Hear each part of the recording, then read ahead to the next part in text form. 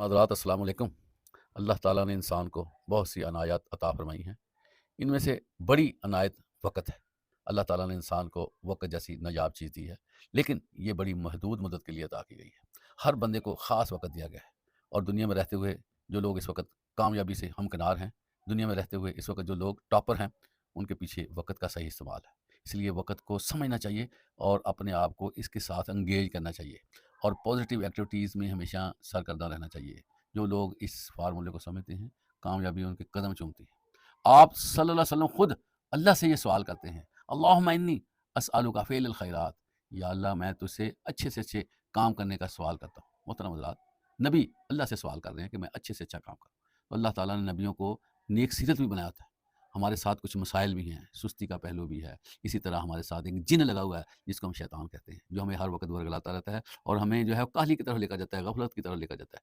इसलिए हमें बहुत ही ज़्यादा चौकन्ना होकर अपनी ज़िंदगी गुज़ारनी चाहिए और वक़्त की कदर करते हुए, अपना प्लान मुरतब करते हुए, इसके मुताबिक अपने आप को ढाल लेना चाहिए।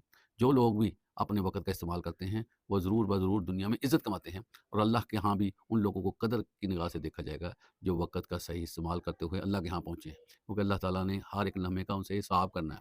हर बंदा जो है हिसाब देगा कि उसने अपनी उम्र कैसे गुज़ारी और इसी तरह हर बंदा ये हिसाब देगा कि उसने जवानी कैसे बसर की। इसलिए बड़े अहम मामलात हैं, ज़िंदगी को समझना चाहिए और अल्ले-तल्ले में वक़्त नहीं ज़ाया करना चाहिए। ख़ाम-ख़वाह बैठे रहते हैं, 6-6 घंटे बैठे रहते हैं, बड़ा गौर करने की ज़रूरत है। अल्लाह ताला हमें अमल करने की तौफ़ीक़ अता फ़रमाए। व आख़िर दाना अल्हम्दुलिल्लाहि रब्बिल आलमीन।